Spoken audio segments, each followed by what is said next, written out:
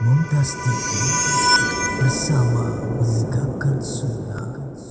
Alhamdulillah alladzi bi ni'matihi tatimmu shalihat. Segala puji bagi Allah Jalla Jalaluh yang karena nikmatnya kebaikan-kebaikan menjadi sempurna. Allahumma salli wa sallim ala rahmatil muhdah Sayyidina wa maulana Muhammad bin Abdullah wa ala alihi wa ashabihi wa man walah.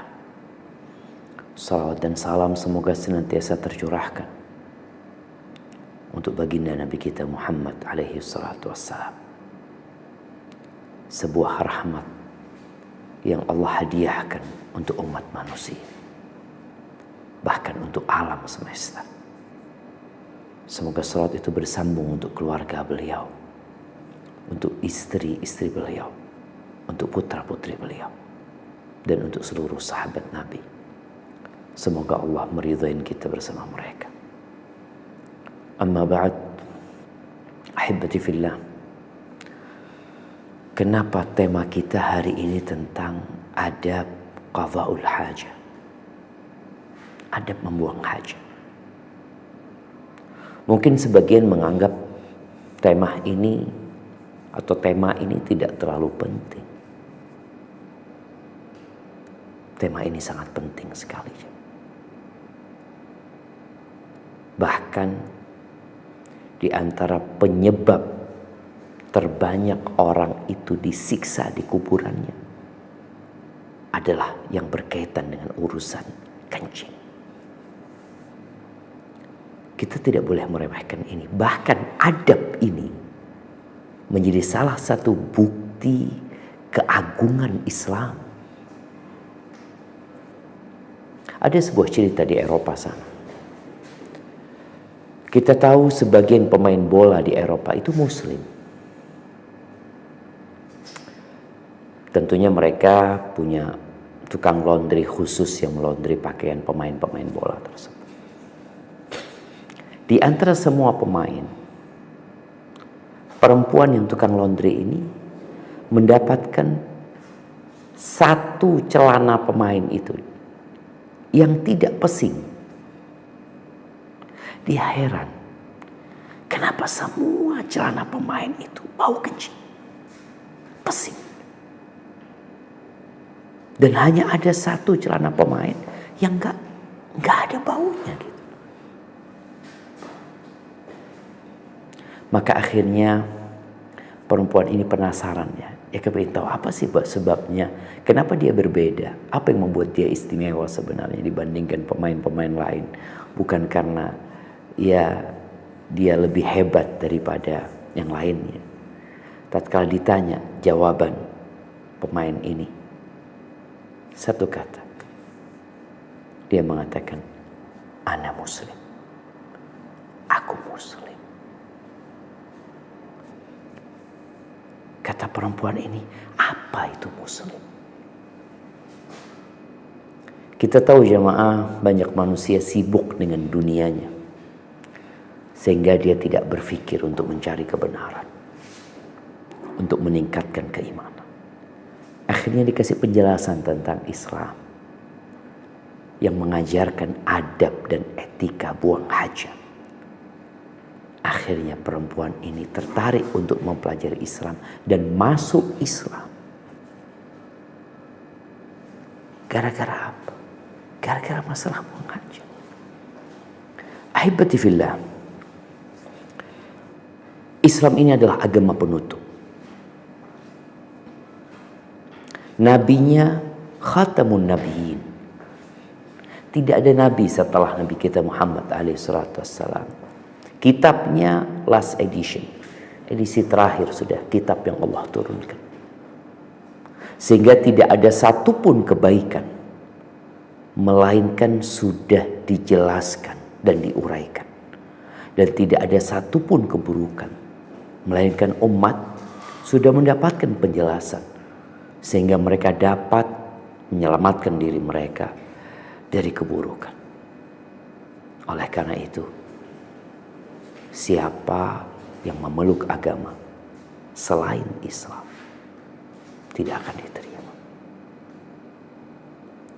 Apa kata Allah Azza wa Jalla di surat Ali Imran ayat 85? Nah, silakan dibaca.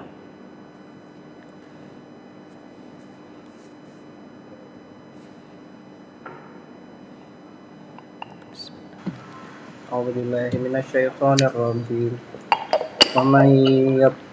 ومن يبتغ غير الإسلام دينا فلن يقبل منه وهو في الآخرة من الخاسرين. Barang siapa mencari agama selain agama Islam, maka sekali-sekali tidaklah akan diterima agama itu darinya, dan dia di akhirat termasuk orang-orang yang rugi. Barakallahu fikum. Yang baru saja kita baca, ini bukan pernyataan manusia, bukan hasil rapat, tapi ini adalah firman Sang Pencipta. Allah mengatakan, "Wa man yabtaghi ghairal islami dinan," yang memeluk agama selain Islam, fala yuqbala min, nggak akan diterima, nggak bakalan diterima. Allah sudah turunkan Al-Quran. Engkau nggak percaya sama Al-Quranul Karim? Baca. Setiap manusia ditantang untuk membuat satu surat seperti Al-Quranul Karim. Kalau mereka mau kerja kelompok, silahkan.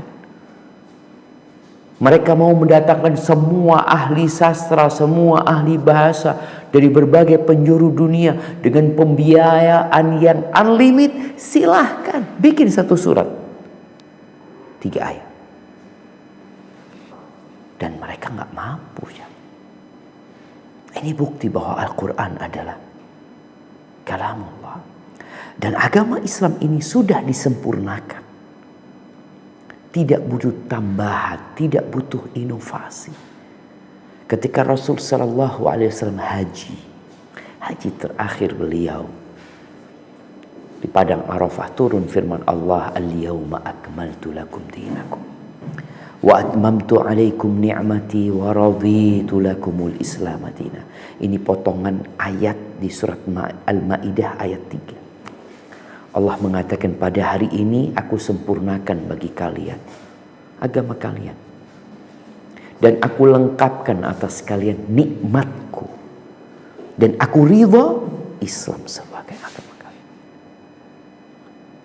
Kesempurnaan Islam ini, oh iya Ustadz karena muslim.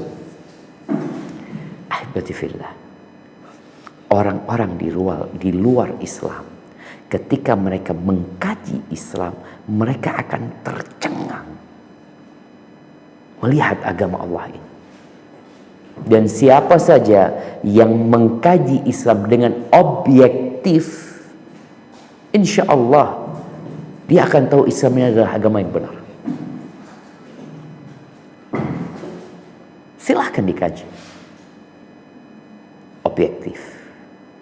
Nggak ada yang kita sembunyikan. Umat Islam tuh nggak ada ajaran yang disembunyikan. Oh ini ajaran ini sepertinya berbahaya kalau orang-orang tahu. Nggak ada. Engkau bisa cari yang namanya Al-Quran Karim dengan terjemahan berbagai bahasa, gratis di download. Tafadhol. Silakan.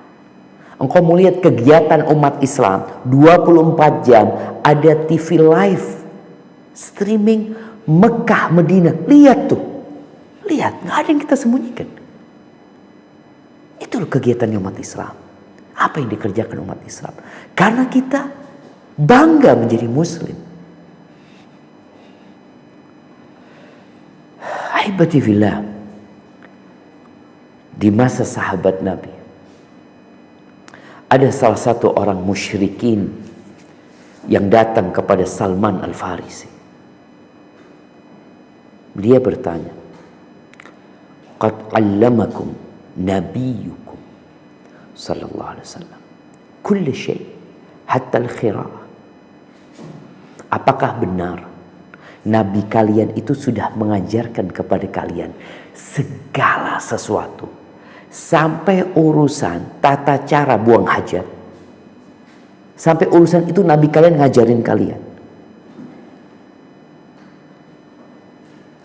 Islam ini bukan hanya bicara tentang bagaimana beribadah kepada Allah. Islam ini berbicara tentang bagaimana menjaga kebersihan, menjaga kesucian, bagaimana mengurus negara, bagaimana ketika berperang, bagaimana tatkala mengurus ekonomi. Diajarkan. Ini orang bertanya tentang yang paling rendah dalam pandangan dia, tentang urusan buang hajat. Kalian diajarin sama Nabi kalian? Apa kata Salman Al-Farisi radhiyallahu taala anhu? Ajal. Iya, betul. Beliau melarang kita untuk menghadap kiblat dalam buang hajat, baik itu buang air besar atau buang air kecil. Hadis rawahu Tirmidzi, dan asal hadis ini ada di Sahih Muslim. Di surat Al-Baqarah jemaah, ayat 222. Coba kita baca ayat ini. Bicara tentang apa ayat ini jemaah? Al-Baqarah ayat 222. Nah, silakan.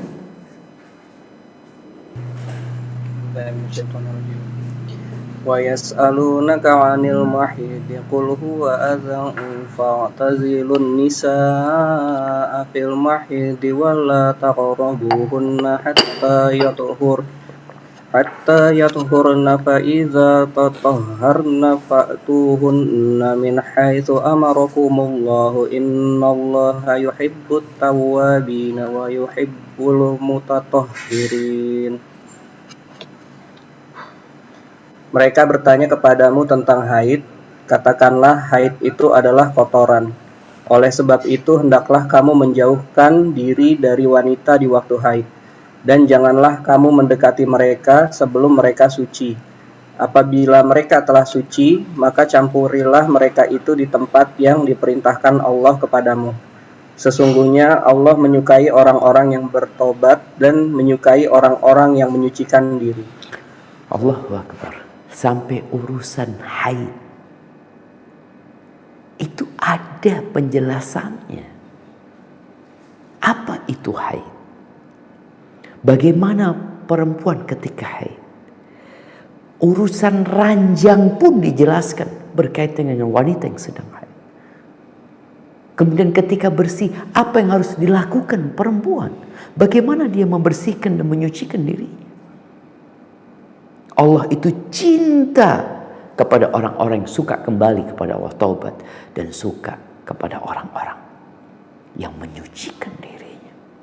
Jadi muslim itu bersih, cinta kebersihan dan kesucian. Kita akan masuk ke pembahasan apa sih adab-adab, hukum-hukum yang berkaitan dengan buang hajat. Yang pertama, ketika hendak buang hajat, jadi buang hajat itu boleh jadi jamaah di masa lalu buang hajat itu bukan di toilet ya. Ketika masa itu belum ada toilet kecuali sedikit ya. Mereka buang hajatnya di tempat-tempat yang jauh dari perumahan ya. Di padang pasir mereka buang hajat. Anas bin Malik radhiyallahu taala anhu menyebutkan tentang bagaimana Nabi ketika buang hajat. Kana idza arada an yadkhul al-khala. Beliau itu ketika mau masuk ke tempat khala, tempat yang untuk buang hajat itu, beliau baca doa. Allahumma inni a'udzubika minal khubthi wal khaba'ith. Beliau berdoa mengatakan, ya Allah, aku berlindung kepadamu dari setan betina dan setan jantan. Itu tuh adab. Baca doa ketika mau masuk. Ini menunjukkan bagaimana muslim sebelum mendatangi tempat-tempat yang boleh jadi banyak setan di situ karena tempat itu tempat kotor dan najis. Baca doa. Dia menggantungkan dirinya sama Sang Pencipta. Ini adab ketika kita mau masuk toilet, jangan lupa baca ini. Kalau sekarang toilet. Atau kadang-kala teman-teman yang suka camping ya, yang terkadang dia buang hajatnya nggak di toilet, di tempat-tempat yang terbuka gitu. Maka dijaga adab ini. Kemudian masuk ke toilet, ke tempat khola itu ada adabnya. Apa adabnya? Masuk dengan kaki kiri, keluar dengan kaki kanan. Masa sampai diatur ya? Kalau kita ngelihat kadang-kala orang-orang yang mungkin latihan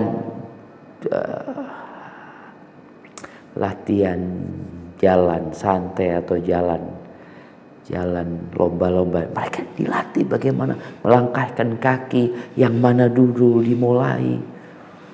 Dalam agama kita masuk ke toilet itu diajarin. Nabi SAW menyuruh kita menggunakan kaki kiri, keluar dengan kaki kanan. Kemudian tidak membawa sesuatu yang di dalamnya ada zikrullah. Di riwayat Hakim disebutkan bahwa Rasulullah SAW itu cincinnya ada tulisannya Muhammad Rasulullah. Biasanya beliau kalau mau masuk ke khola dilepas dulu. Ini adab juga, kita berusaha untuk tidak membawa sesuatu yang ada zikrullah, mushaf, Quran, kecuali terpaksa. Takut di luar hilang atau nggak ada tempat yang aman ya. Berusaha untuk ditaruh di dalam tas. Ini kondisi yang terpaksa jemaah.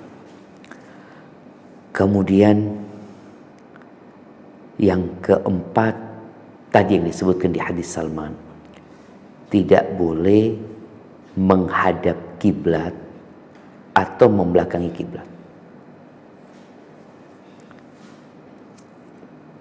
Ini berdasarkan hadis yang diriwayatkan Imam Muslim. Jadi nggak boleh kita menghadap kiblat. Ya, kalau di Indonesia mungkin arah barat yang agak ke kanan dikit ya. Ketika hendak buang hajat, tolong perhatikan hal ini. Berdasarkan hadis yang diriwayatkan Imam Muslim, "Idza jalasa ahadukum ala hajatihi fala yastaqbilul qibla wala yastadbirha." Fala yastaqbilil qibla wala yastadbirha. Ketika seorang duduk mau buang hajat, jangan menghadap kiblat atau membelakangi kiblat. Kemudian juga di hadis yang diriwayatkan oleh Abu Ayyub Al-Ansari, riwayat Imam Bukhari dan Muslim, Nabi SAW mengatakan, "Idza ataitumul ghaid fala tastaqbilul qiblah." Kalau kalian mendatangi tempat buang hajat itu, jangan menghadap kiblat, jangan membelakangi kiblat, bi baulin wala ghaid. Ketika kencing atau buang air besar. Walakin syarriqu aw gharibu. Tapi kalian ke timur atau ke barat. Menghadap ke timur, ke barat. Kenapa? Ketika umat Islam di kota Madinah, kiblatnya itu ada di arah selatan. Jadi kalau bicara menghadap kiblat berarti menghadap ke selatan, membelakangi kiblat menghadap ke utara. Tapi kalau di Indonesia malah berbeda. Ahibati fillah, jumhur ulama berpendapat bahwasanya nggak boleh menghadap ke kiblat atau membelakangi kiblat itu ketika buang hajat, kecuali kalau dalam bangunan. Artinya kalau di dalam toilet yang dibangun, itu jumhur ulama berpendapat nggak apa-apa. Ini pendapat Malikiyah, Syafi'iyah dan Hanabilah.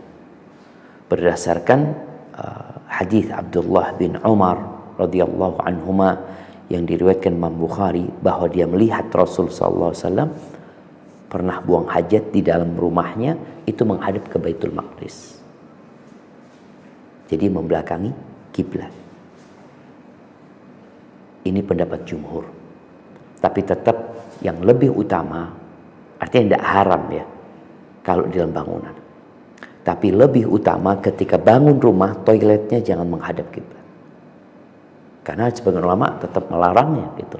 Berdasarkan hadis-hadis yang tadi kita bacakan, Nabi secara lisan mengatakan fala tastaqbilul qiblah wa la tastadbiruha.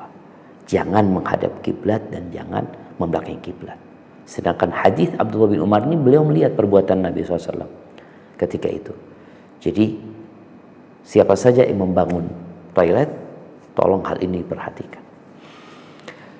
Karena juga ada riwayat bagaimana para sahabat Nabi ketika mereka ke Syam, ternyata toiletnya itu menghadap ke kiblat gitu. Akhirnya mereka kalau buang hajat itu miring. Karena mereka berhati-hati. Mereka berhati-hati berdasarkan hadis-hadis yang tadi disebutkan. Kemudian jemaah, ada larangan kalau kita membaca buku-buku fikih, ada larangan menghadap angin ketika kencing atau ketika buang hajat, dilarang.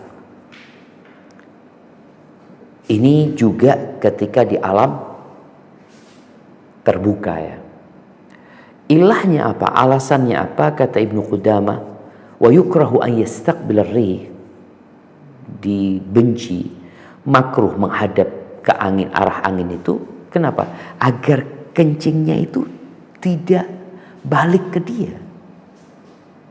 Ketika dia kencing ke arah angin, berarti akan ada percikan-percikan yang mengenai dirinya. Ini adab bagaimana kita menjaga diri jangan sampai celana kita, baju kita jadi najis. Kemudian adab yang selanjutnya, jangan menyentuh kemaluannya dengan tangan kanan ketika kencing. Jadi megang kemaluan itu jangan pakai tangan kanan. Berdasarkan hadis yang diriwayatkan Imam Muslim, Nabi alaihissalatu wassalam mengatakan, la yumsikanna ahadukum dzakarahu biyaminihi wa huwa yabul. Jangan seorang memegang kemaluannya dengan kanannya ketika dia sedang kencing. Ini ahibati fillah, salah satu bentuk kita menghormati tangan kanan kita. Jadi untuk pegang barang itu jangan pakai tangan kanan lah. Dengan tangan kananmu engkau bersalaman sama orang, dengan tangan kananmu engkau makan, dengan tanganmu kananmu engkau minum, ya, engkau memberi. Maka adab ini tolong dijaga. Kalau orang-orang non muslim, ya dia kadang kala makan dengan tangan kirinya, berbeda dengan muslim.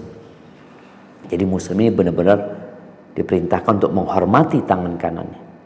Tangan kiri digunakan untuk hal-hal yang kurang bersih lah. Kemudian hendaklah membuang hajatnya duduk dan mendekat ke tanah. Hal ini karena akan lebih menjaga tubuhnya, pakaiannya dari najis. Jumhur ulama berpendapat bahwasanya yang kencing berdiri, ini buat laki-laki tentunya, karena perempuan insya Allah udah pada duduk. Yang kencing berdiri tanpa uzur itu makruh, nggak sampai tingkat haram ya, makruh. Tapi kalau itu menyebabkan air kencing itu menyiprat ke dirinya, menyebabkan dirinya najis, maka dosa dia.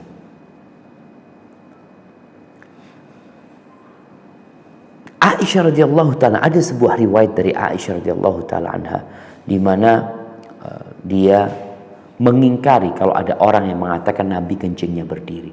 Jadi kebanyakan kencingnya Rasulullah SAW itu selalu duduk gitu. Aisyah nggak pernah tahu Nabi kencing berdiri. Tapi nanti ada hadis yang menyebutkan Nabi SAW pernah kencing berdiri. Ketika itu di tempat sampah ya, Nabi pernah kencing dalam kondisi berdiri. Apa alasan dibencinya kencing berdiri. Para ulama menyebutkan yang pertama alasannya, auratnya terlihat nanti sama orang gitu loh. Ini khususnya kalau kencingnya di tempat yang terbuka. Yang kedua akan menyebabkan percikan-percikan air itu nyiprat ke tubuhnya, ke pakaiannya. Sedangkan Rasul Shallallahu Alaihi Wasallam pernah beliau lewat kuburan ya, 2 kuburan. Lalu beliau mengatakan kepada para sahabatnya, innahuma la yu'adzaban. 2 orang ini benar-benar sedang diazab. Wa ma yu'adzabani fi kabir. Mereka tidak diazab tentang satu hal yang berat sebenarnya gitu. Amma ahaduhuma fakana yamshi bin namimah. Salah satunya suka mindah omongan orang, adu domba. Wa ammal akhar fakana la yastatir min baulihi. Wa fi riwayatin la yastansi. Yang kedua itu tidak menjaga dirinya dari kencing. Artinya dia sembarangan ketika buang hajat. Dan di madhab Syafi'i disebutkan dimakruhkan kencing berdiri tanpa uzur. Tapi kalau ada uzur ya nggak apa-apa gitu. Jadi kalau tanpa uzur itu makruh, kalau ada uzur nggak ada masalah. Jadi ahibati fillah, ini kenapa kok pendapatnya seperti ini Ustaz? Iya, karena memang tadi disebutkan adanya hadis Hudzaifah bin Yaman yang diriwayatkan Imam Bukhari bahwa Nabi SAW pernah kencing berdiri. Maka dibawa di sini kencingnya beliau berdiri itu karena ada hajat gitu loh. Karena ada hajat. Mungkin akan mendengar hadis Aisyah yang tadi kita sebutkan. Hadis Aisyah radhiyallahu taala dia mengatakan, man haddatsakum anna an-nabiy sallallahu alaihi wasallam kana yabulu qa'iman fala tusaddiquh. Kalau ada yang ngomong sama kalian, Nabi pernah kencing berdiri, jangan percaya sama orang itu. Maka yabulu illa qa'idan. Nabi enggak pernah kencing kecuali duduk. Artinya Aisyah radhiyallahu taala anha memberikan informasi ini sesuai dengan yang dia lihat, yang terjadi di rumah, bahwa Nabi SAW enggak pernah kencing berdiri. Betul. Tapi di luar sana Nabi pernah kencing berdiri.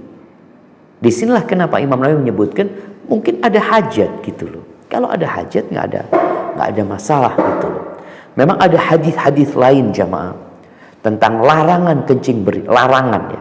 Kalau tadi kan ceritanya Aisyah, tapi ada hadis-hadis larangan kencing berdiri. Tapi Imam Nawawi menyebutkan wa qad ruwiya fi nahyi 'anil bauli qa'iman ahadits. Ada beberapa hadis yang berkaitan dengan larangan kencing berdiri, la tathbut, tapi enggak benar hadisnya, enggak sahih. Yang benar ucapan Aisyah radhiyallahu taala anha. Berarti usahakan kita kencing duduk. Tapi kalau memang ada hajat, ya kadangkala ya kita lihat ada toilet-toilet yang udah duduk ya, yang nyaman, aman insya Allah. Tapi ada kondisi-kondisi mungkin harus kencing berdiri, maka insya Allah nggak ada masalah. Kemudian yang selanjutnya, larangan membersihkan kotoran najis itu dengan tangan kanan. Kalau tadi berkaitan dengan memegang kemaluan dengan tangan kanan, kalau ini cebok ya, dengan tangan kanan.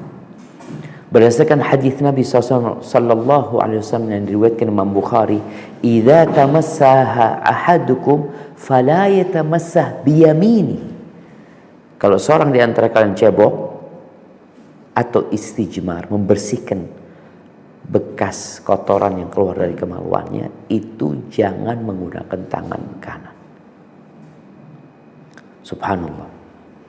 Kenapa? Tadi disebutkan Nabi SAW itu dalam hadis Hafsah, kana yaj'alu yaminahu li akli. Nabi itu menggunakan tangan kanannya untuk makan, untuk minum, untuk wudu mulai dengan tangan kanannya, untuk pakai baju dengan tangan kanannya. Beliau kalau ngambil dengan tangan kanan, kalau memberi dengan tangan kanan.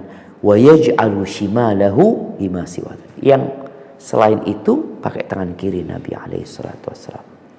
Kemudian hadis yang diriwayatkan Ibnu Majah juga menyebutkan bahwa Rasul sallallahu alaihi wasallam bersabda, "Idza stataba ahadukum fala yastatib bi yaminihi liyastanji bi shimalihi."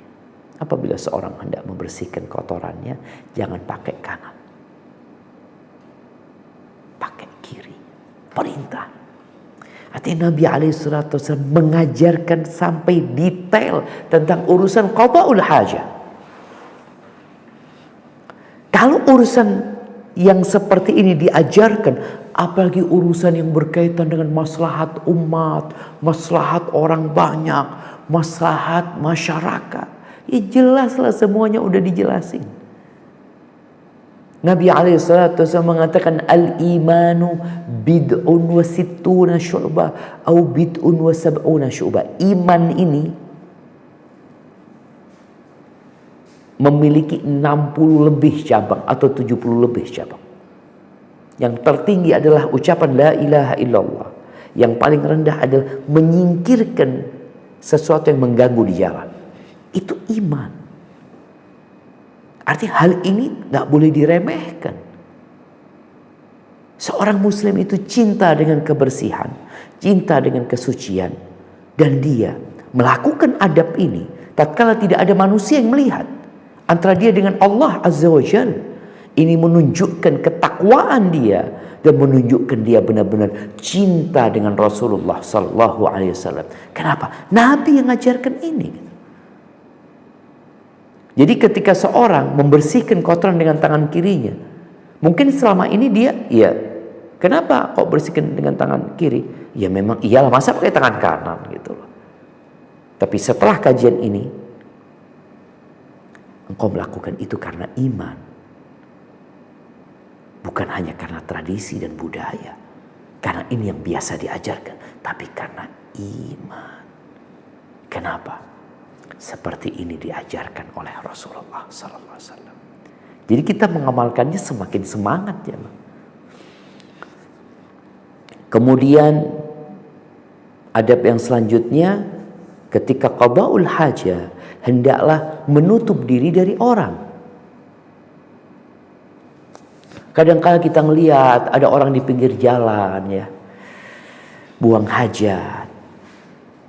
Ada yang di sungai, dilihat orang yang lewat, aurat yang seharusnya ditutup, dilihat sama orang. Kadang-kala ada yang kencing di pinggir jalan, parkir motornya, parkir mobilnya, dia keluarkan kemaluannya, orang-orang melihat. Di dalam hadis yang diriwayatkan Imam Muslim disebutkan, kana ahabba mastatara bihi Rasulullah sallallahu alaihi wasallam li hajatihi hadafun aw haishu nakhlin. Nabi sallallahu alaihi wasallam itu tempat yang paling tempat favorit beliau lah untuk buang hajat itu adalah tempat yang ada ketinggiannya, di balik tempat yang ada ketinggian. Jadi di balik tanah yang seperti bukit ya, di balik tempat yang seperti itu, atau belakang kebun kurma, karena kan nggak ada yang ngelihat gitu. Jadi semakin tersembunyi, semakin mulia kita. Ahibati fillah. Kemudian juga ini cerita Al-Mughirah bin Syu'bah, bagaimana dia mendampingi Nabi SAW dalam satu perjalanan. Ketika beliau mau buang hajat, fa'ab'ada fil madhab, beliau pergi ke tempat yang jauh gitu, yang gak ada orang lihat gitu. Jadi kadang-kala, Ustaz gimana, kadang-kala kita di jalan ya, kita udah kebelet nih, parkir mobil di sebelah, di mana ya sudah berangkat ke tempat yang agak jauh gitu, menjauh dari pandangan manusia. Kemudian adab yang selanjutnya, tidak membuka auratnya, tidak membuka celananya, kecuali ketika sudah mendekat dengan tanah. Jadi dulu kan kebanyakan pakaian mereka itu seperti sarung ya. Jadi ketika mau buang hajat itu jangan diangkat sarungnya baru duduk, kelihatanlah auratnya. Tapi bagaimana ketika sudah hendak mendekat dengan tanah, baru dibuka. Pakaiannya baru diangkat. Rasulullah SAW, kata Anas bin Malik, kana Nabi SAW idza arada al-haja lam yarfa' thawbahu hatta yadnuwa min al-ard. Rasulullah SAW kalau mau buang hajat, beliau tidak mengangkat bajunya sampai hampir mendekat ke tanah. Ini ingat dalam kondisi buang hajatnya di tempat terbuka. Kalau di toilet, ya jangan buka kecuali setelah ditutup pintunya gitu. Subhanallah jemaah. Ada satu poin yang perlu kita ingatkan ya. Di negara non-muslim itu banyak toilet berdiri ya untuk kencing. Hukum kencing berdiri tadi udah disebutkan. Kita tidak membahas itunya, tapi membahas masalah terbukanya aurat. Kiri sama kanan ini bisa ngelihat kemaluan. Makanya di beberapa tempat itu dikasih penutup lagi ya, supaya nggak kelihatan. Maka seorang muslim hati-hati ketika dia berada di tempat yang terbuka seperti itu, yang tetangganya bisa ngelihat kemaluan dia. Kadang-kadang kita lihat ya di airport ya, ada yang penutupnya itu sangat minim, sehingga hendaklah dia memilih masuk ke dalam toilet kalau tempat itu menyebabkan auratnya terbuka. Ini bicara adab. Ahibati fillah. Ya,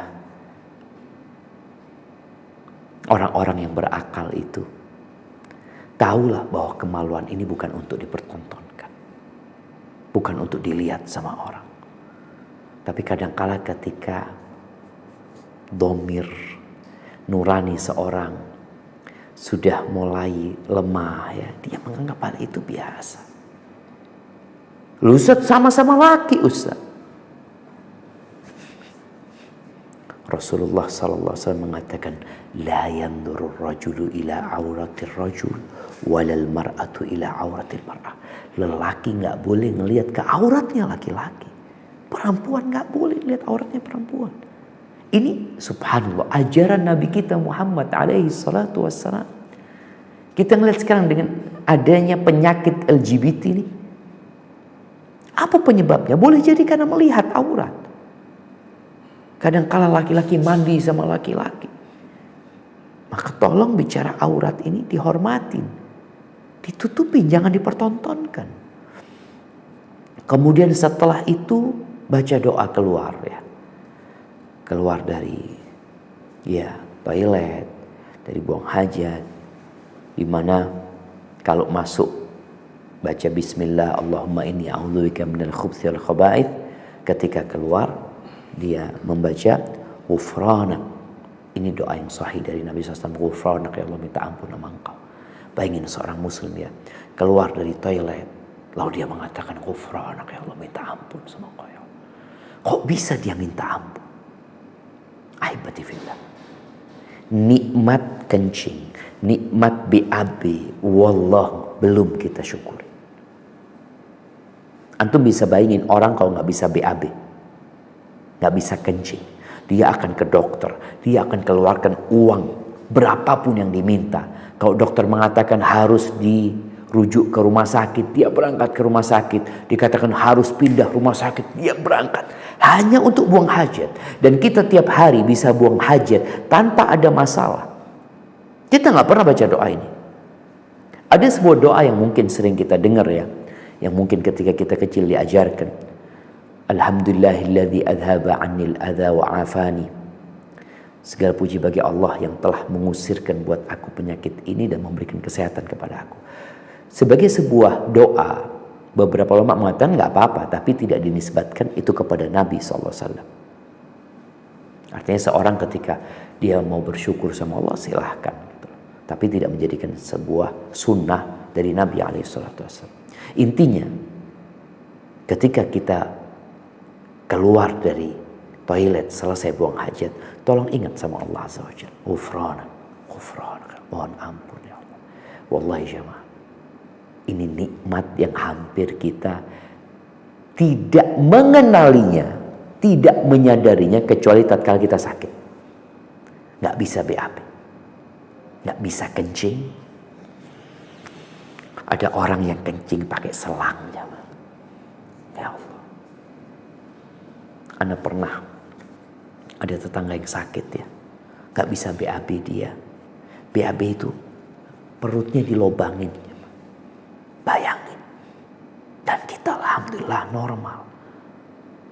Maka adalah kita bersyukur kepada Allah, masuk baca doa, masuk ingat Allah, keluar juga ingat Allah Azza wa Jalla. Kemudian hendaklah berusaha membersihkan najis setelah buang hajat. Tadi kita sampaikan hadis bahwa Nabi SAW mengatakan aktsaru adzabil qabri minal baul. Kebanyakan azab kubur itu disebabkan urusan kencing ini. Urusan najis. Orang kencing, ketika dia kencing berdiri, nyiprat ke dirinya kadangkala. Ketika sudah, dia juga tidak membersihkan, yang menyebabkan celananya najis. Kemudian nanti dia ambil wudu, sholat. Gimana sholat? Syarat sholat itu izalatun najasa, membersihkan diri dari najis. Tapi kadang-kadang orang gak peduli, yang menyebabkan sholatnya gak diterima. Kemudian berkaitan dengan membersihkan tempat keluarnya najis itu, diutamakan pakai air. Tapi kalau enggak boleh pakai batu. Dulu pakai batu jemaah. Sekarang mungkin kita melihat ada tempat-tempat yang gak ada air, Ustaz, pakai tisu, gak ada masalah. Tapi Nabi SAW mengajarkan, kata Aisyah radhiyallahu ta'ala anha, kana yaghsilu maq'adahu thalathan. Nabi itu membersihkan tempat kemaluannya 3 kali. Ya kalau artinya jangan cukup sekali. Kalau 3 kali udah bersih alhamdulillah. Tapi kalau belum ya silahkan ditambahkan. Dan Ibnu Umar mengatakan fa'alnahu fawajadnahu dawaan wa tuhura. Kita melakukan yang seperti itu dan kita dapatkan itu menjadi obat dan menjadi pembersih. Dan beliau alaihi salatu wassalam juga mengajarkan ada istinja, ada istijmar. Istinja itu pakai air, istijmar itu pakai batu. Beliau alaihi salatu wassalam mengatakan idza stajmara ahadukum falyastajmir witran. Apabila seorang beristijmar, membersihkan tempat buang hajatnya itu tidak dengan air, hendaklah dengan bilangan yang witir, ganjil. Oh, sampai diajari Nabi SAW seperti itu, jemaah. Sallallahu alaihi wasallam. Kemudian ya, ada larangan tidak boleh pakai tulang, tidak boleh pakai kotoran ketika membersihkan najis yang keluar dari kemaluan kita. Ini adab, bayangin, diajarin sama Nabi SAW. Beliau melarang menggunakan itu. Kenapa nggak boleh pakai tulang, nggak boleh pakai rauth? Rauth itu kotorannya binatang yang kering ya. Kalau di padang pasir kan panas jadi kering.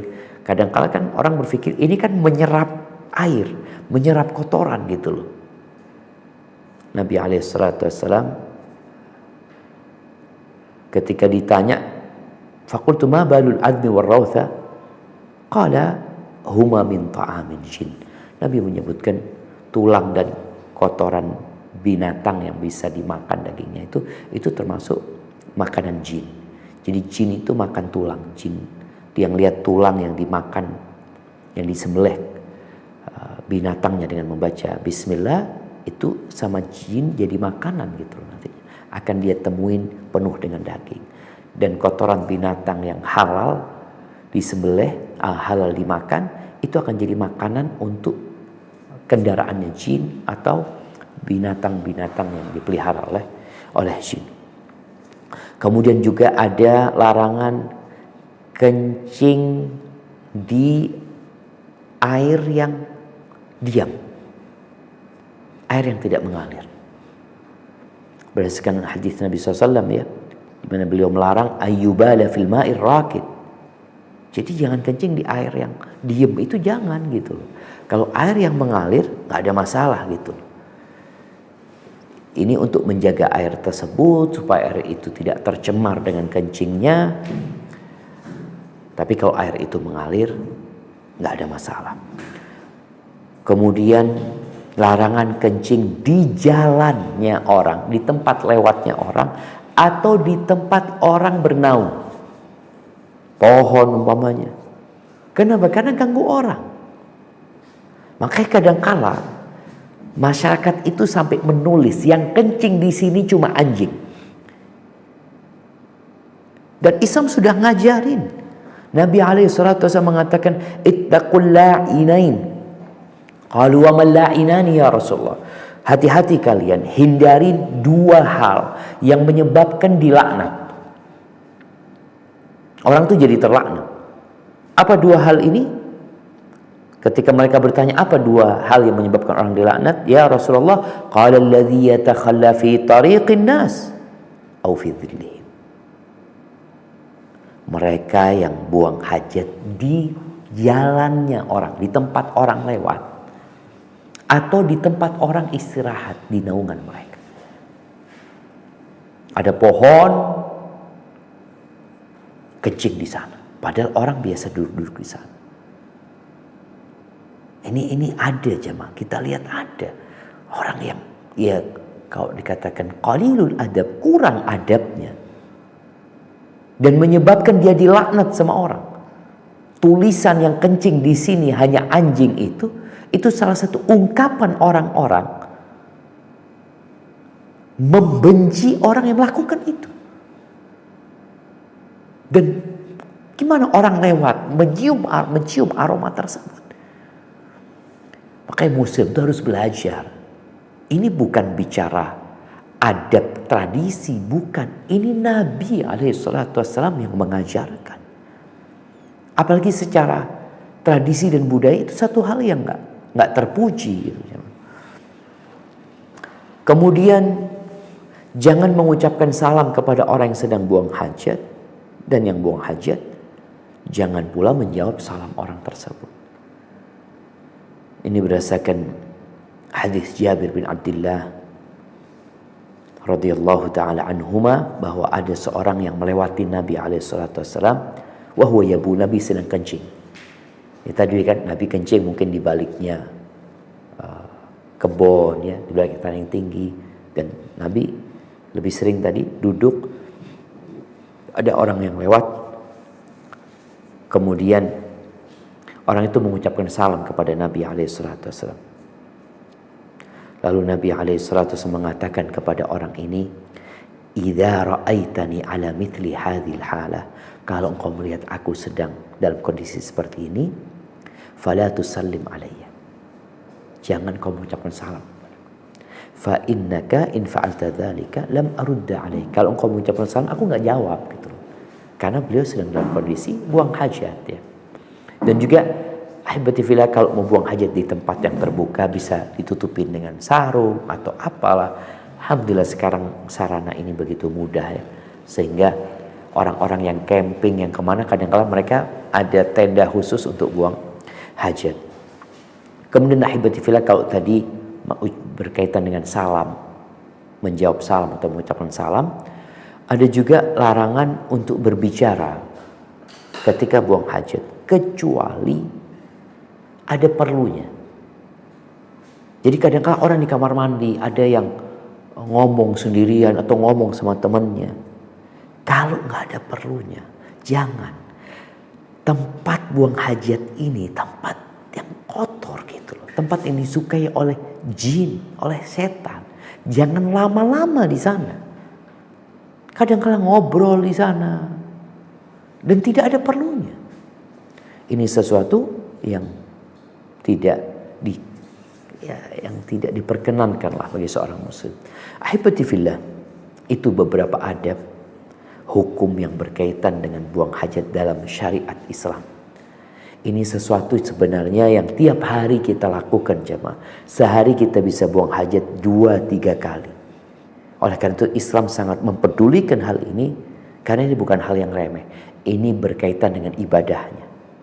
Ini berkaitan dengan azab kubur. Ini berkaitan dengan kesehatannya.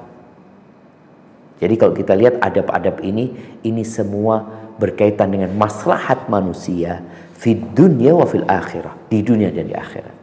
Bagaimana sikap muslim setelah mendengar adab-adab ini? Ya, kata Rasul sallallahu alaihi wasallam, "Faman raghiba an sunnati falaysa minni."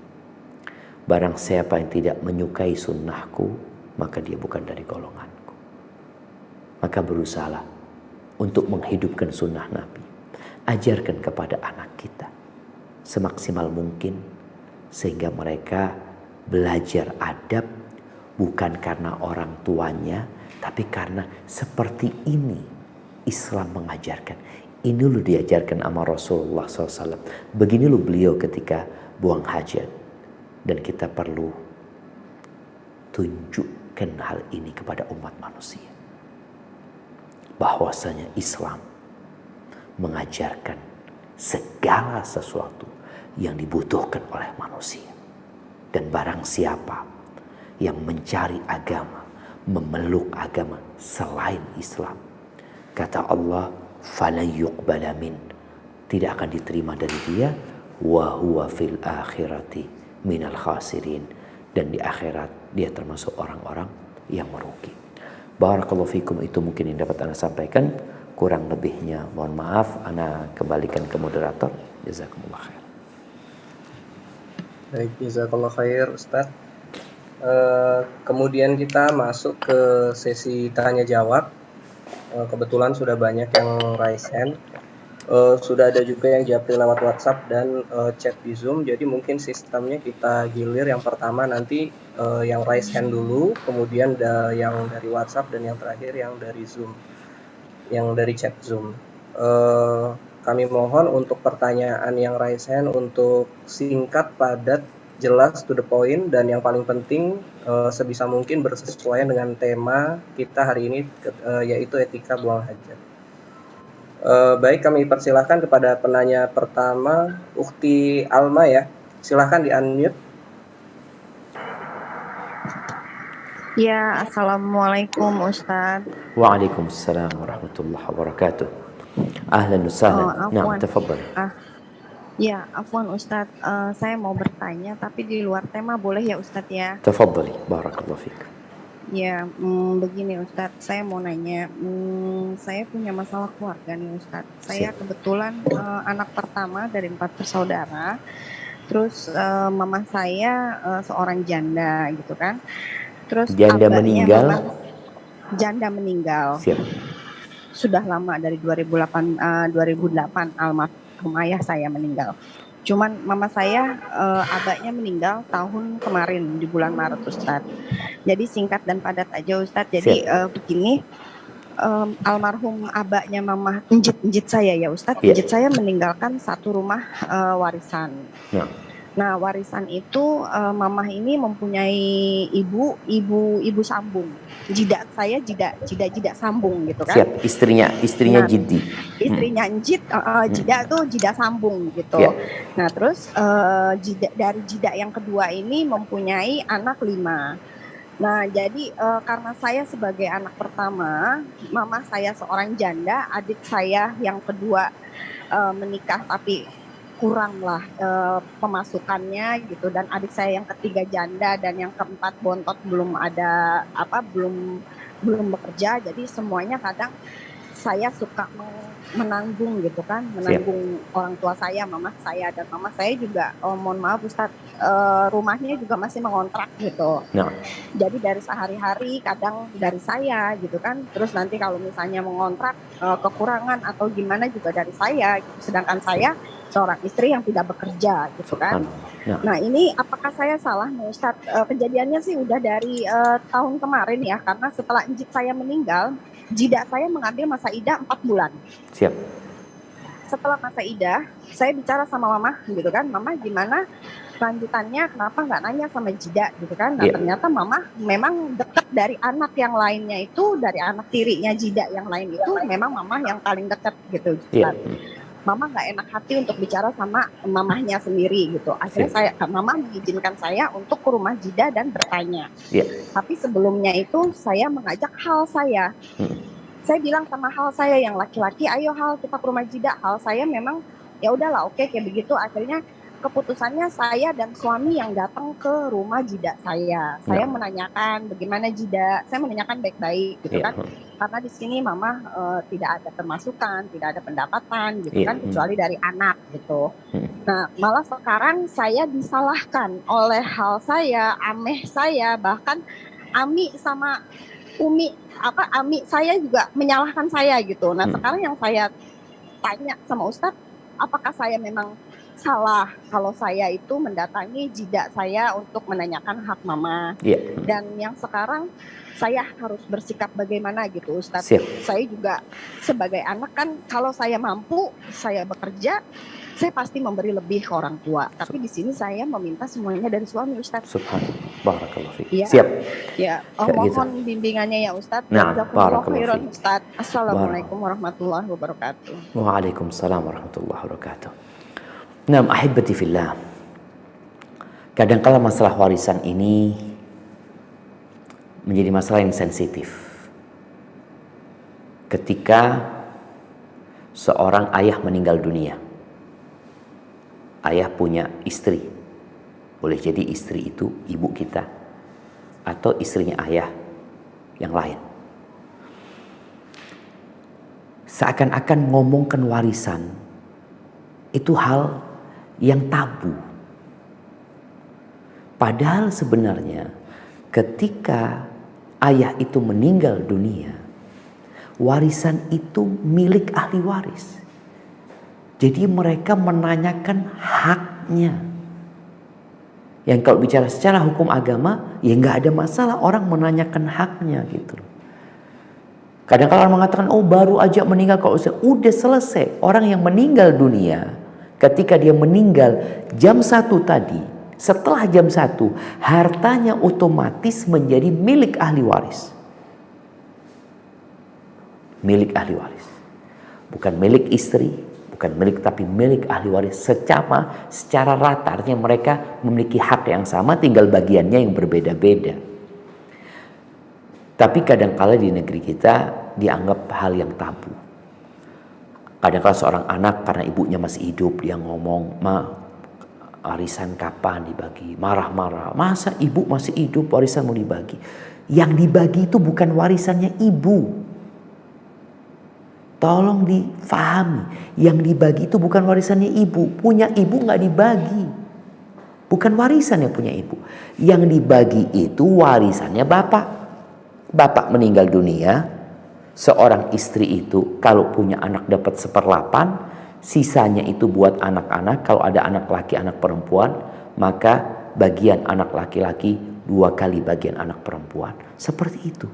Ketika salah satu anak minta haknya, dia minta haknya. Kadang dia nggak, ini anak durhaka, masa rumah ditempatin sama ibu. Kadang-kadang mereka butuh. Tinggal nanti kakak-kakaknya, keluarga yang mungkin mampu, kalau memang nggak ingin dijual, ya fadol, dikasih haknya fulan. Jadi yang dilakukan oleh ukhti tadi sejatinya nggak ada masalah. Artinya ketika dia menanyakan hak ibunya dengan cara baik-baik, ya, maka sejatinya itu bukan masalah. Dia menanyakan haknya. Dia bukan hendak mengusir istri bapaknya, enggak. Tinggal bagaimana penjelasannya. Kan ahibati fillah, kita ini kadang kala menjadikan masalah yang kecil jadi besar. Masalahnya di siapa? Di kitanya gitu. Kalau dikatakan tadi si ini cucu menanyakan hak ibunya kepada istri bapaknya, ya tinggal dikasih penjelasan. Kalau dikatakan mamanya kayaknya belum mau dijual ya, nanti ini itu, ya sudah dimusyawarahkan. Jadi insya Allah yang dilakukan ukhti Alma tadi nggak masalah, tapi dia harus bersabar ya. Makanya kata Nabi SAW, alladzi yukhalitun nas wa yasbir ala adahu khairun min alladzi la yukhalitun nas wa la yasbir ala adahu. Yang berbaur sama manusia, bergaul sama manusia, dan sabar disakiti sama mereka. Nanti kan uti alma yang datang. Dan dia disakiti sekarang. Tapi dia hendaklah sabar. Itu lebih baik daripada yang nggak mau bergaul. Dan nggak sabar kalau disakiti sama mereka. Tinggal sekarang kalau kita mau bertanya, apa sih salahnya? Apa salahnya? Apa kita dikatakan, nih anak bertanya bukan sehari setelah meninggalnya bapaknya. Setelah berbulan-bulan, setelah masa iddah selesai. Yang mungkin aja ibunya, istri bapaknya itu boleh dia menikah lagi umpamanya ini dan itu. Jadi intinya sebenarnya yang dilakukan tidak sebuah kesalahan, tapi mungkin ukhti perlu minta maaf sama keluarga ya. Sampaikan kepada mereka kalau memang yang ana lakukan itu salah, ana minta maaf. Semoga ini jadi kebaikan buat semuanya, tapi tetap apa yang harus dilakukan? Tanyakan kepada mereka. Apa yang harus dilakukan dengan hak ibuku gitu loh. Tanyakan. Nanti tadi amehnya, halnya, agar mereka memberikan solusi. Ketika mereka memberikan solusi ya semoga itu bisa menjadi jalan keluar buat semuanya. Hadza wallahu a'lam bishawab. Baik, jazakallah khair Ustaz. Baik, kemudian ini kebetulan ada yang raise hand juga. Ini Dokter Nina Ustadz, jadi anggota Pogi Jaya dan panitia juga di pengajian kita kali ini. Kami persilahkan kepada Dokter Nina untuk memberikan pertanyaannya.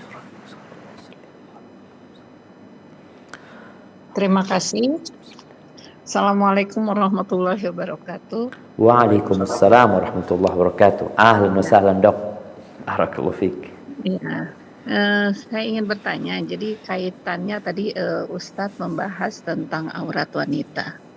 Kadang-kadang pada kesempatan saya lihat kan memang ada tempat pijat khusus wanita, di mana yang memijat pun wanita.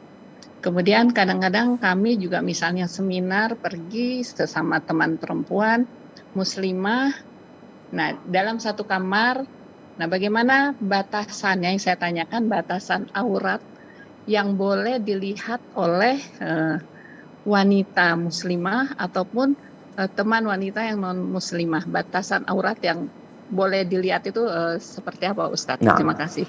Masya Allah. Barakallahu fiik. Nah, ini berkaitan tadi dengan larangan Nabi SAW. Seorang laki-laki melihat aurat laki-laki, perempuan melihat aurat perempuan. Berkaitan dengan perempuan sesama perempuan, maka aurat mereka sebagaimana dijelaskan oleh para ulama dalam kitab-kitab fikih itu antara pusar sama lutut. Artinya perempuan ini punya kebutuhan dia menyusui, yang terkadang dia menyusui anaknya, kelihatan sama saudari perempuannya, itu nggak ada masalah. Jadi antara pusar sama lutut itu sesama perempuan. Adapun yang di atas itu maka diperbolehkan terlihat, tapi bicara adab ya, bukan berarti kemudian mereka di antara mereka membuka dada mereka, enggak. Karena memang tadi ada keperluan, kalau tadi dikatakan sama dokter keperluan pijet ya. Seperti itu, maka hendaklah ditutupin antara pusar sama lututnya dia. Adapun ketika dia menyusui, dia melakukan itu bukan karena dia ingin dilihat, tapi karena ada keperluan. Jadi seperti itu dok. Jadi ketika perempuan umpamanya mandi, kalau dia sendirian aman, tapi ketika ada orang lain, maka itu yang harus ditutupin. Barakallahu fiik. Nah. Jazakallah khair Ustaz. Kemudian pertanyaan berikutnya dari WhatsApp. Ini ada dua pertanyaan Ustaz. Yang pertama, apabila kita saat sholat merasakan seperti ada keluar cairan sedikit dari kemaluan kita, apa yang harus kita lakukan? Apakah dihentikan sholat atau dilanjutkan? Kemudian yang kedua, apabila pakaian kita terkena tampias air ketika menyiram kloset, apakah itu termasuk najis dan harus mengganti pakaian? Barakallahu fiik. Nah, ahibati fillah. Ana jadi lupa sama pertanyaan yang pertama, Dok. Apa, Dok? Yang pertama Ustadz, apabila saat sholat Oh iya, kita merasakan keluar cairan tuh, Dok ya. Nah, ya, barakallahu fikum. Iya, ahibati fillah. Kalau memang benar keluar cairan tersebut dari kemaluan, jadi kan kita tahu yang membatalkan sholat itu keluarnya cairan atau sesuatu dari dua tempat, dari dubur dan kubul. Ketika dia merasakan ada yang keluar dari kemaluan dia, maka berhenti dia sholat, batal sholatnya. Tapi kalau cuma perasaan, boleh jadi keluar, boleh jadi tidak. Seperti yang terjadi di masa Nabi SAW, ada orang yang dia kadang-kala apa keluar angin apa enggak, kadang-kala ada suara di perut nih. Maka Nabi SAW kubur dan kubul.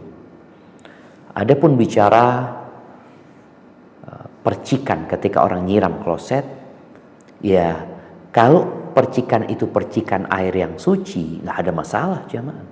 Artinya bukan percikan air kencing gitu ya. Tapi kalau itu percikan kencing, itu yang akan membuat najis, sehingga perlu berhati-hati ketika menyiram sesuatu. Tapi kembali tadi, kalau memang tempatnya udah bersih, dia siram, kemudian ada yang mercik sama dia, insya Allah suci, nggak ada masalah.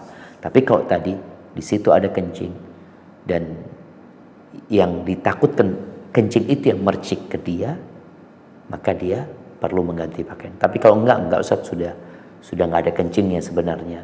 Jadi udah bersih, cuma kadang-kadang nyemprot itu kan mercik ke dia, insya Allah nggak ada masalah. Barakallahu fiik. baik. Jazakallah khair Ustadz. Kemudian kita masuk ke pertanyaan yang ada di kolom chat.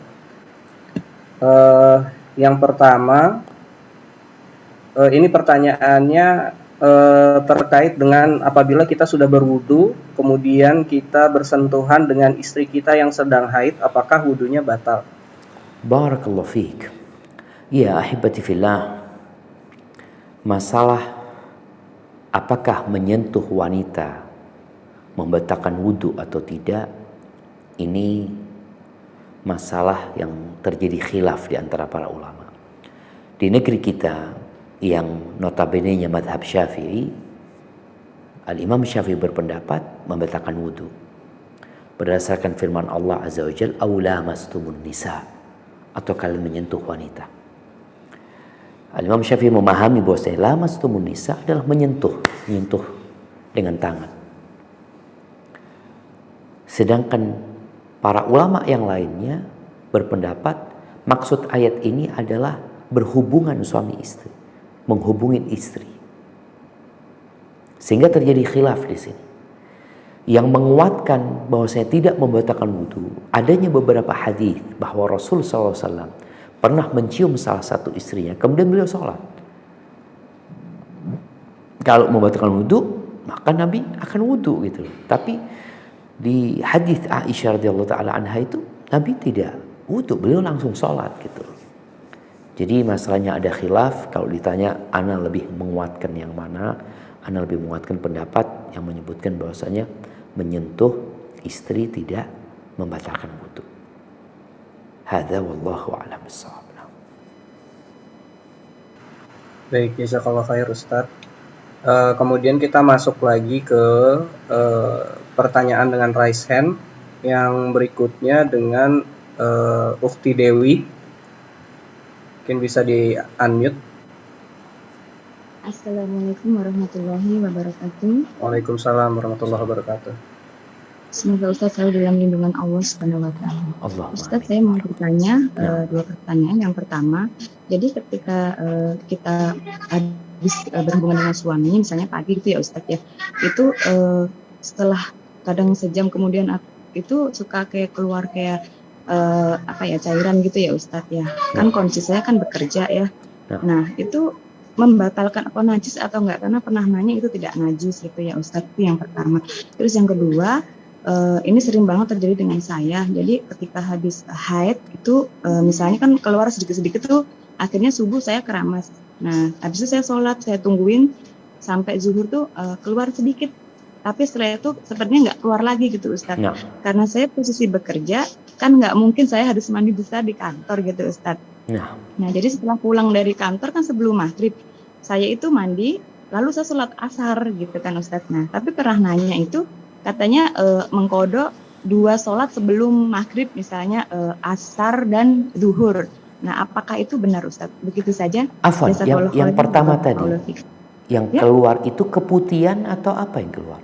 Bukan, jadi kayak kalau setiap habis berhubungan itu suka apa ya, seperti cairan bening saja gitu Ustadz gitu. Nah. Itu selalu seperti itu gitu. Nah, itu apakah najis atau enggak, apa harus atau bagaimana gitu? Nah, barakallahu Gitu fikum. aja, Ustadz. Ya, jazakallah. Assalamualaikum warahmatullahi Waalaikumsalam warahmatullahi wabarakatuh. Iya, ahibati fillah. Yang pertama berkaitan dengan yang keluar. Kalau dikatakan tadi boleh jadi yang keluar itu adalah sisa-sisa air mani. Maka ini kembali kepada pembahasan para ulama, apakah air mani itu najis atau tidak. Pendapat yang lebih rajih, air mani itu tidak najis. Tapi kalau tadi keputihan pun, pendapat yang lebih rajih, dia tidak najis seperti itu. Kalau kita katakan tidak najis, konsekuensinya ya tinggal dibersihkan, artinya tidak perlu mengganti celananya kalau dikatakan tadi dia tidak najis. Taib, adapun kalau selain itu ada yang namanya madhi. Madhi itu najis. Wadi itu juga najis selain air kencing ya. Jadi yang keluar dari kemaluan itu ada wadi, ada madhi. Nanti bisa dicari apa itu madhi, apa itu wadi, kemudian air kencing. Kalau mani, pendapat yang rajih adalah tidak najis. Taib. Adapun berkaitan dengan tadi ya, seorang perempuan yang dia bersih, kemudian dia tahu-tahu keluar darah lagi, kemudian bersih lagi. Apa yang harus dia lakukan? Jadi ketika dia bersih dan ini berkaitan dengan sholat, dia harus mandi. Kalau dikatakan anakan di tempat kerja, maka hendaklah mempersiapkan diri. Karena ini berkaitan dengan sholat, berkaitan dengan ibadahnya. Jangan sampai kita lebih mementingkan urusan pekerjaan, sedangkan kita sudah bersih, kita sudah wajib sholat, kita nggak sholat akhirnya. Maka kalau dikatakan qadha itu ada sebabnya. Yang diperbolehkan mengqadha itu adalah ketika ketiduran atau lupa. Ini enggak sadar dan bisa melakukan. Kalau dikatakan gimana Ustaz? Dipikirkan. Boleh jadi perempuan itu membawa anduk atau apa. Dan kalau Anda lihat kan ada memang waktu istirahat. Dia bisa ke toilet, dia minta izin. Memungkinkan semuanya jamaah. Dan kalau kita lihat mandi itu, sebagian orang kan biasa mandi dengan air yang banyak. Enggak harus dengan air yang banyak gitu loh. Rasulullah SAW ya, itu mandi, kalau mandi junub ya beliau itu, dengan air yang hanya 4 arba'atu amdad, 1 sok. Bisa beliau melakukan itu. Ya tinggal perlu dilatih. Jadi anak rasa hendaklah ukhti yang bertanya itu ya bertobat kepada Allah Azza wa Jalla, karena dia meninggalkan sholat dengan sengaja gitu loh. Menunda sholat dengan sengaja, dengan alasan yang sebenarnya bukan menjadi hal yang darurat dia untuk meninggalkan sholat pada waktu itu. Dia bisa. Allah mengatakan fattaqullaha mastata'tum, bertakwalah kepada Allah sesuai dengan kemampuan kalian. Dan Allah tahu kita mampu apa tidak pada waktu itu. Dan kalau cuma urusan kantor, anak rasa bisalah dikondisikan. Maka tolong dijaga sholatnya, karena diantara sifat orang-orang yang beriman itu adalah menjaga sholatnya. Jadi dia peduli banget sama sholatnya ini. Hadza wallahu a'lam bissawab. Baik, jazakallah khair Ustaz. Kemudian pertanyaan berikutnya dari kolom chat. Ini ada ukhti yang bertanya, apabila seorang wanita sedang datang bulan dan akan membaca Al-Quran atau meruqyah diri sendiri, apakah perlu berwudu lebih dahulu? Masya Allah. Jazakallah khairan Ustaz. Barakallah fiik. Ya, ahibati fillah.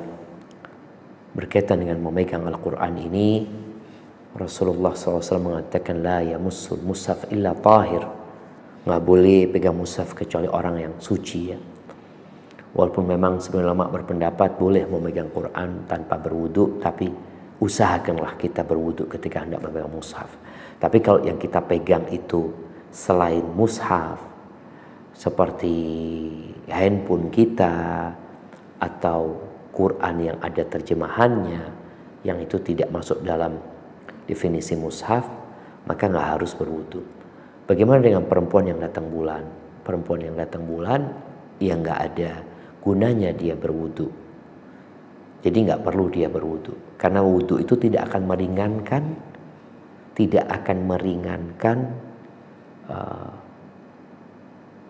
apa istilah haid dia, kondisi dia. Berbeda dengan orang yang sedang junub. Rasulullah SAW itu kalau beliau junub, beliau habis menghubungi istrinya, kemudian beliau mau tidur, beliau itu wudu. Kalau beliau nggak mandi, beliau wudu. Wudu ini meringankan junub. Tapi kalau haid nggak bisa diringankan dengan berwudu, karena dia mau mandi pun nggak akan terangkat. Dia baru akan suci ketika berhenti datang bulannya, baru ketika itu dia bisa bersuci. Hadza wallahu a'lam bissawab. Jazakallah khair Ustaz. Jadi mungkin untuk mempertajam saja Ustadz, sekiranya membaca Al-Qur'annya itu dari hafalan, apakah tetap tidak boleh Ustadz? Barakallahu Tanpa fikum. memegang mushaf? Iya, kalau tadi disampaikan bahwasanya bicara membaca Al-Quran untuk perempuan yang haid, memang ada dua pendapat para ulama. Dan jumhur ulama berpendapat nggak boleh. Membaca pun, melewat hafalan pun nggak boleh. Tapi pendapat yang lebih kuat, pendapat Imam Malik bin Anas rahimahullah ta'ala, nggak ada masalah perempuan membaca Al-Quran. Boleh jadi dari hafalannya. Karena gimana ada perempuan yang 40 hari dia nifas, ketika dia tidak baca Quran, tidak murojaah Quran, bisa hilang hafalan dia gitu loh. Dan hadis-hadis yang berkaitan dengan hal itu disebutkan oleh para ulama memang tidak sahih gitu loh. Sehingga Anda lihat pendapat Imam Malik ini lebih kuat, diperbolehkan perempuan membaca Al-Quran baik lewat hafalannya atau lewat handphone, media lain selain mushaf ya, untuk perempuan yang berhalangan. Jadi insya Allah pendapat ini menurut Anda lebih kuat ya. Hadza wallahu a'lam bissawab. Jazakallah khair Ustaz. Kemudian mungkin pertanyaan berikutnya dari M. Raihan, dari Akhi Muhammad Raihan, dari Raisen, mungkin bisa di-unmute.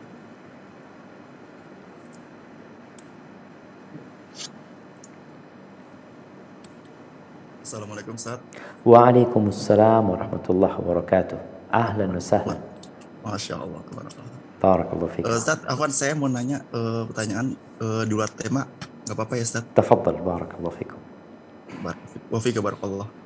Saya mau nanya Ustaz, kalau misalnya ada seorang Muslim yang bekerja di bank konvensional atau memiliki bank konvensional sampai meninggal Ustaz, lalu dia udah tahu hukumnya bahwa kerja di situ haram karena kerja di situ haram atau memiliki usaha tersebut haram karena dari di situ Ustaz.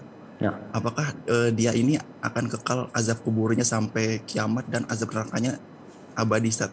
Dan itu tanya kedua, kalau misalnya saya kan mau apa? Biasanya kalau misalnya mau pipis itu sebelum pipis mau jongkok, WC jongkok karena kan itu baca bismillah dulu Ustaz. Itu gimana Ustaz? Apa dibolehkan?